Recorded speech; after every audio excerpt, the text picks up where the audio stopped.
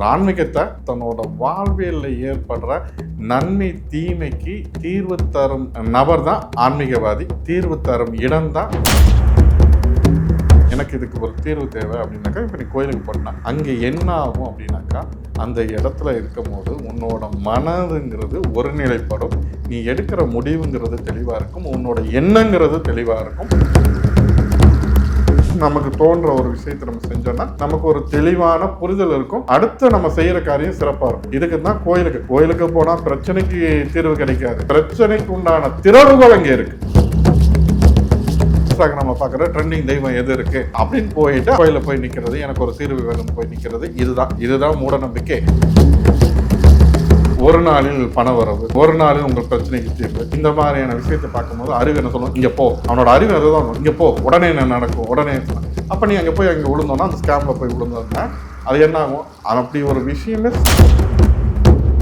நமக்கிட்ட என்ன பிரச்சனை இருக்குங்கிறது நம்ம எதனால பிரிஞ்சுங்கிறது இங்க பல பேர் உணர்றதே கிடையாது. நமக்கு ஒரு பிரச்சனை எதனால வருது, நம்ம கிட்ட ஒரு ஆண்டவன் நமக்கு ஒரு பிரச்சனையை கொடுக்குறான், ஒரு துன்பத்தை கொடுக்குறான், ஒரு துயரத்தை கொடுக்குறான். அவனோட வேலை அது கிடையாது. அங்க உனக்கு அந்த புரிதல் வேணுங்கிறத அவன் உணர்த்துறான். அந்த புரிதலை ரிஃப்ளெக்ட் ஆன்மீக நேயர்களுக்கு வணக்கம். நான் உங்கள் ரக்ஷயா பார்த்தி. ஆன்மீகம் சார்ந்த நிறைய விஷயங்களை தொடர்ந்து நம்ம சேனலில் பார்த்துட்டு வந்துட்டு இருக்கோம். அந்த வகையில் ஆன்மீகம் சார்ந்த கேள்விகளுக்கு பதில் சொல்ல இன்னைக்கு நம்ம கூட வராகி சித்தர் மறைமொழியாளர் அவர்கள் தான் இணைஞ்சிருக்காரு. அவர்கிட்ட கேட்க நிறைய கேள்விகள் இருக்கு. வாங்க வீடியோக்குள்ள போகலாம். வணக்கம் சார்.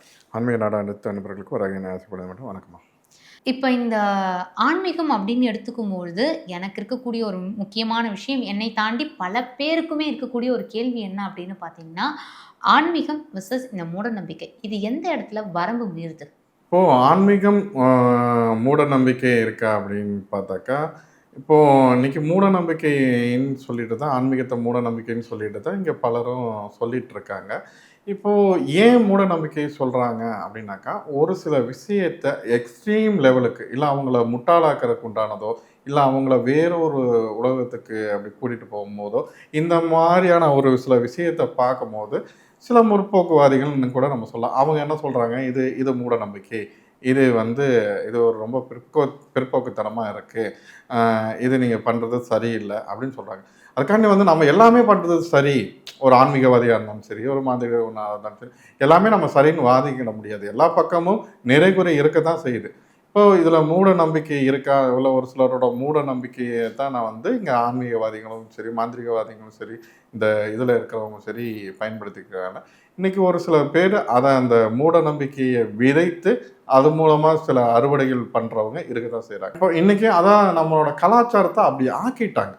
இப்போ என்னென்னா, ஒரு ஆன்மீகத்தை நான் பலமுறை குறிப்பிட்றேன் என்னென்னா, ஒருத்தனோட வாழ்வியலில் ஏற்படுற நன்மை தீமைக்கு தீர்வு தரும் நபர் தான் ஆன்மீகவாதி. தீர்வு தரும் இடம் தான் கோவில். இதை நான் பலமுறை சொல்லிட்டு இருக்கேன். இந்த புரிதல் இருந்தாவே போதும். இப்போ எனக்கு ஒரு பிரச்சனை இருக்குது, ஒரு கோயிலுக்கு போனோன்னா, பிரச்சனைக்கு தீர்வுக்கு வேண்டும்னு நீ கோயிலுக்கு போனீங்கன்னா தீர்வு கிடைக்காது. பிரச்சனையை எனக்கு தீர்க்கணும்னு சொல்லிட்டு நீ அங்கே போனீங்கன்னா உனக்கு என்ன ஆகும்னா, கடவுளோட வேலை வந்தோம், பிரச்சனையை கேளுப்பா, அந்த குப்பரோட இது நதியாவோட இது அதெல்லாம் சரிப்பா நாளைக்கு சரியாயிரும் போ அப்படின்னு, அது அவரோட வேலை கிடையாது.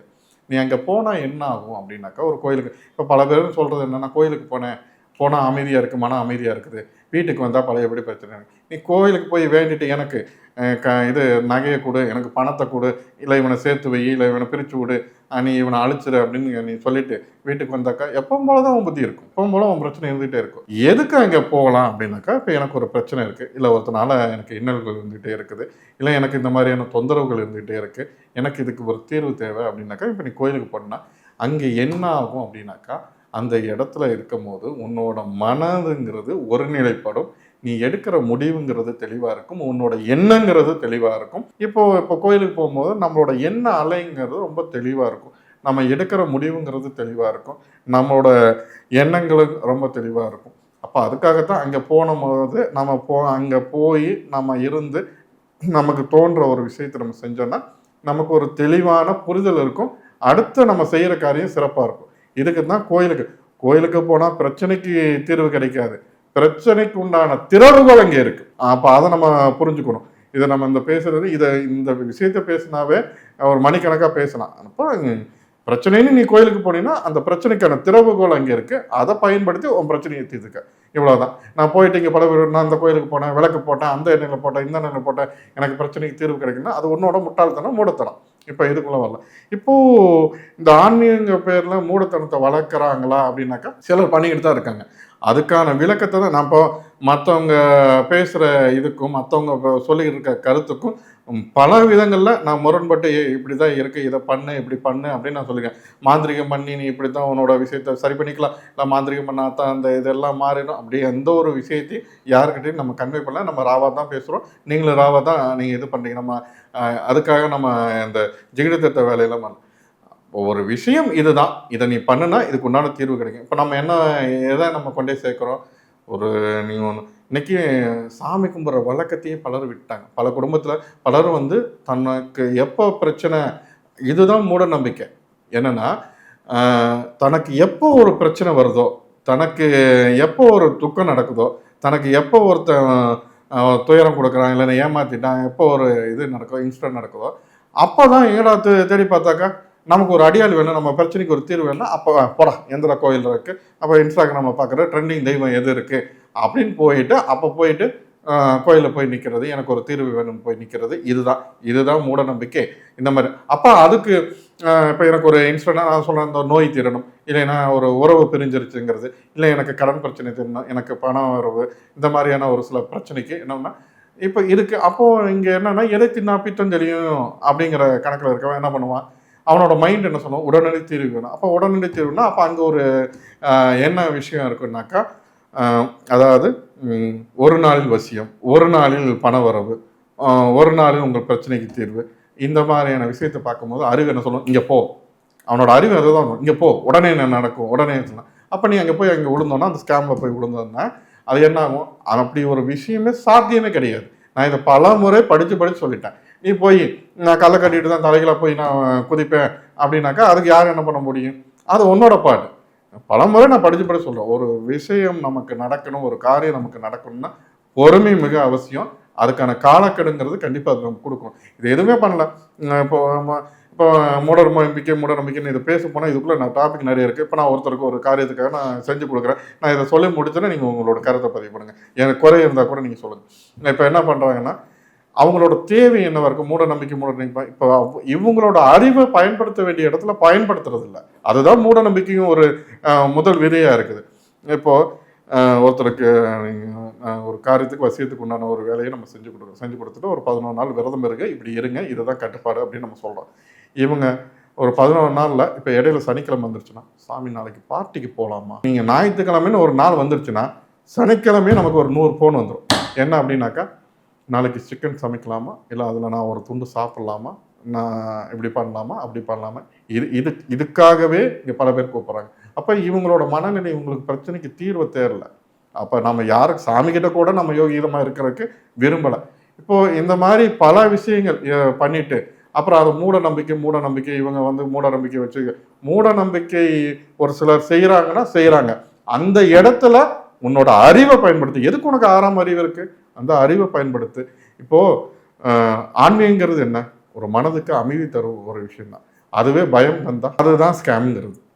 இப்போ ஒரு இடத்துக்கு போகிறோம், இப்போ நீங்கள் இங்கே வந்து இருக்கீங்க, இங்கே வந்து நீங்கள் இருக்கிறீங்கன்னா என்னை பார்க்குறீங்க, எங்கிட்ட பேசுகிறீங்க, என்னோடய ஆஃபீஸில் இருக்கும்போது உங்களுக்கு நெகட்டிவ் வைப்ரேஷனோ இல்லை ஒரு பயம் கலந்த ஒரு ஃபீல் ஏதாவது இருக்கா, கிடையாது. அப்போ இதை வந்து எது தரும், இந்த இடத்துக்கு வந்தால் நான் அமைதியாக இருக்கேன், என்னோடய மனது அமைதியாக இருக்குது, எனக்கு நல்லா இருக்குன்னா அதை ஆன்மீகத்தால தான் தர முடியும். இப்போது இந்த இடத்துக்கே வந்தால் பயமாக இருக்குது, நீ ஒரு குடித்தாத்தான் ஒரு இதை பார்த்தோம். இப்போ அந்த பயத்தை தான் பல பேர் வந்து பலருக்கு விதைச்சிக்கிட்டு அது மூலியமா சம்பாத்தியம் பண்ணிட்டு இருக்காங்க. அதுதான் மூட நம்பிக்கை. அதை நம்ம புரிஞ்சுக்கணும். ஒரு இடத்துல பயம் வருது, நம்ம அந்த இடத்துக்கு போகிறதுக்கு பயமாக இருக்குது, இல்லை அதை பார்த்தாவே நமக்கு பயம் இருக்குன்னா அங்கே தான் ஸ்கேம்ங்கிறது, இந்த மூட நம்பிக்கைங்கிறது வேலை செய்யுது. அப்போ அந்த புரிதலுக்கு நம்மளோட அறிவு, அங்கே 6ஆம் அறிவு வேலை செய்யணும். இதை புரிஞ்சா நீ புதுசார். இப்போ என்ன அப்படின்னா, இப்போ நிறைய பேருக்கு வந்து கடவுள் சார்ந்த சில விஷயங்கள் நடந்திருக்கலாம், ஆன்மீகம் சார்ந்த சில விஷயங்கள் நடந்திருக்கும், ஆனால் அதை சயின்டிஃபிக்காக ப்ரூவ் பண்ண முடியாது. ஸோ அந்த ஒரு விஷயத்தை அவங்க எப்படி எடுத்துக்கிறது? இப்போ எனக்கு ஒரு விஷயம் நடந்தது. ஒருத்தருக்கு நான் இப்போ ஒரு காரியம் நம்ம பண்ணித்தரோம் அப்படின்னாக்கா, இப்போ ஒரு கணவன் மனைவி பிரச்சனையோ, இல்லை ஒரு குடும்ப பிரச்சனையோ, இல்லை வேற தொழில் சார்ந்த ஏதோ பிரச்சனையோ, இப்போ ஒரு 100 பேருக்கு நம்ம செஞ்சு கொடுக்குறோம். 100 பேருக்கு செஞ்சு கொடுக்குறோன்னா 95 பேருக்கு நடந்திருக்கும், 5 பேருக்கு நடக்காது. சரியா? நடக்காமலே கூட போயிருக்கும். சரியா? இப்போ இது வந்து அப்போ அந்த 95 பேருக்கும் நடந்தது வந்து எதனால் நடந்திருக்கும்? காக்கா உட்காரவா பணங்கா விழுந்திருக்கும். இப்போ நம்ம சொன்னதை அவங்க சரியாக பயன்படுத்தியிருப்பாங்க.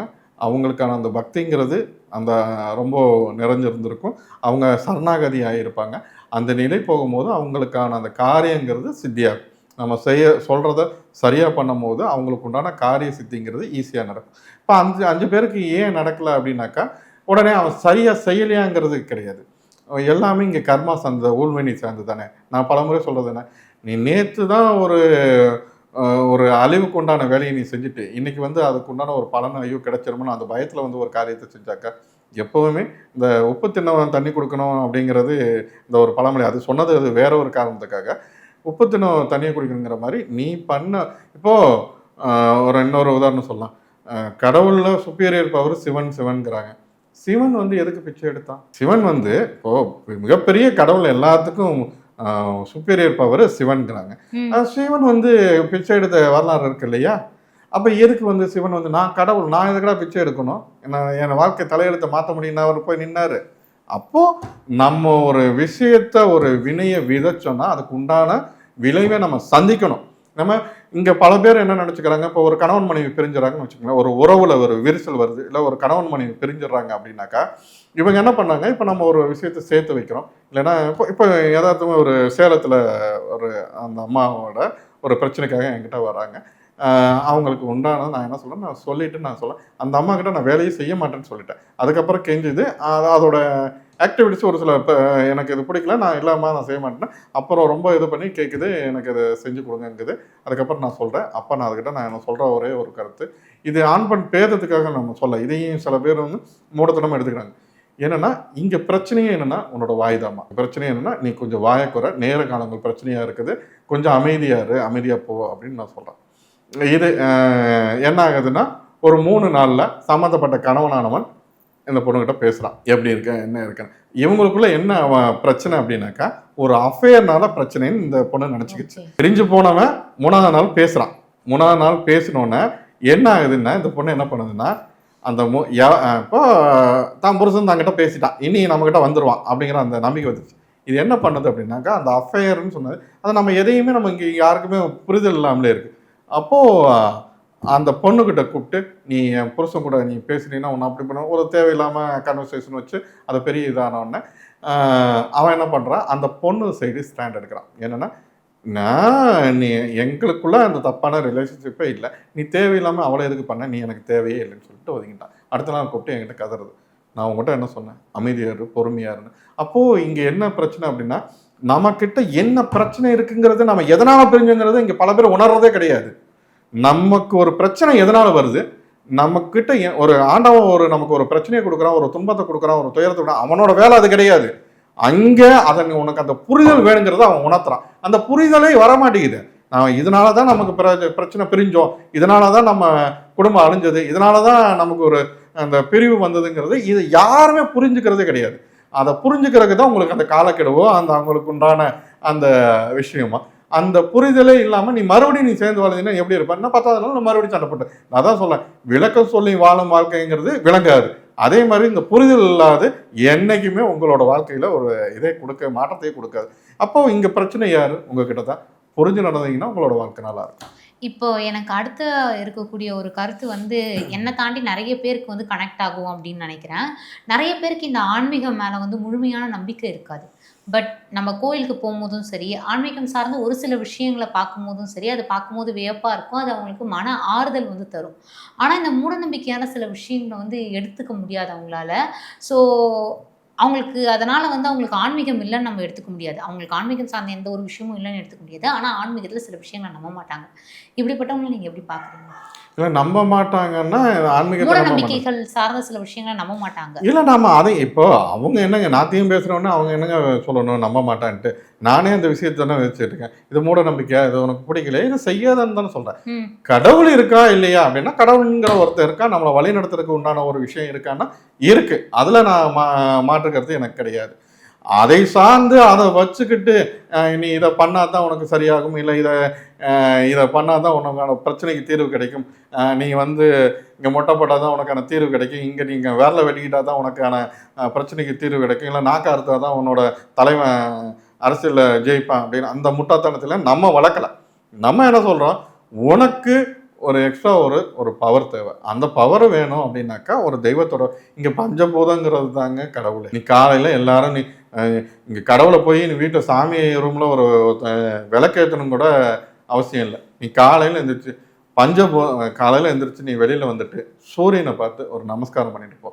ஆத்மார்த்தமாக சூரியனை பார்த்து நமஸ்காரம் பண்ணிட்டு எனக்கு கூட இரு, உன்னோட ஆசீர்வாதம். இதை நீ தொடர்ந்து ஒரு 40 நாள் பண்ணு, டெய்லி பண்ணு. என்ன எந்த ஒரு காரியத்தையும் இப்போ எல்லாரும் என்ன நினச்சிக்கிறாங்கன்னா 11 நாள் சாமி கும்பிடணுமா, 48 நாள் சாமி கும்பிடணும். ஆனால் அதான் கேட்டால் உனக்கு ஒரு 11 நாள் சாப்பிட்டா போதுமா, இல்லை ஒரு 48 நாள் சாப்பிட்டா போதுமா, 365 நாள் உனக்கு வேண்டாம். இப்போ சாப்பாடு மட்டும் உனக்கு 365 நாள் 3 வேளையும் தேவைப்படுது. உன்னை காக்கிற தெய்வத்துக்கு நான் ஒரு வேளை நான் நினைக்க பஞ்சமி நான் நினைக்கும். அதான் சொன்னேன், இன்னைக்கு பஞ்சமி உங்கள்கிட்ட பார்க்க வந்திருக்கு. எல்லா நாளும் எனக்கு பஞ்சமி தான். 365 நாள் நான் பஞ்சமியை வராகிய நான் வழிபாடு தான் பண்ணிகிட்டு இருக்கேன். அப்போ அந்த மாதிரி நமக்கு நீ காலையில் எந்திரிச்சின்னா சூரிய நமஸ்காரம் மட்டும் நான் மூட நம்பிக்கை எனக்கு இது இல்லை அது இல்லை அப்படிங்கிறவன் ஒன்று பண்ணு. உன்னை பெற்றவங்கள ஒன்று தெய்வமாக நினை, அவங்க காலில் வந்து ஆசீர்வாதம் பண்ணு. நீ வேண்டாம், அவங்க தான் இப்போ தெய்வங்கிறது யார், குலதெய்வங்கிறது யார், நமக்காக வாழ்ந்து தன்னை தியாகம் செய்தவர்கள் தான் நம்மளோட குலதெய்வம். அப்போ அந்த குலதெய்வம் நமக்காக வாழ்ந்தவங்க, அவங்கள தான் நம்ம தெய்வம். புராண கதைகளில் வர தெய்வத்தை போய் நீ கும்பிட்றதுனால ஒரு பிரயோஜனம் கிடையாது. நான் என்ன சொல்லுவேன், உன்னோட குலதெய்வத்தை கும்பிடு, அதுக்கப்புறம் உன்னோட அப்பா அத்தாவை கும்பிடு. அப்பா அம்மா தான் உன்னோட தெய்வம். அவங்க இப்போ இன்னைக்கு பலரும் பிரச்சனைன்னு ஓடிட்டு இருக்கானே. ஏன் உனக்கு பிரச்சனை எங்கெங்கிறது நீ அதை முதல்ல பாரு. இன்னைக்கு கல்யாணமானவனையே உடனே அப்பா அத்தா பிரிஞ்சிடணும், இல்லைன்னா செப்பரேட் ஃபேமிலியாக போயிடணும். இப்படி ஒவ்வொருத்தரும் ஒவ்வொரு சார்ந்து ஒரு ஸ்டாண்ட் எடுத்துக்கிறாங்க. அப்போ நீ எங்கேயோ ஒரு ஆத்மாவை நீ கொன்னுடுற, இல்லை அவங்க மனசு துன்பப்படுறதுக்கு உண்டான எல்லா வேலையும் பண்ணிடுற, எல்லாம் அவங்களுக்கு சோறு போடுறதில்ல, மருந்து மாத்திரை வாங்கி கொடுக்கறதில்ல, எல்லா கொடுமையும் எல்லா இன்னல்களையும் நீ பண்ணிடுற. அவங்களுக்கு உண்டான மரியாதையை கூட நீ செய்ய மறுத்துடுற. இத்தனையும் பண்ணிட்டு எனக்கு நல்லது நடக்கலை, அப்புறம் இதெல்லாம் மூட நம்பிக்கைன்னா உன் வாழ்க்கையே மூடக்கூடமாக தான் இருக்கும், முட்டாத்தனமாக தான் இருக்கும். கண்டிப்பாக இவ்வளோ நேரம் ஒதுக்கி இத்தனை விஷயங்களை எங்கள் கூட பகிர்ந்துக்கிட்டீங்க. ரொம்ப நன்றி. நன்றி.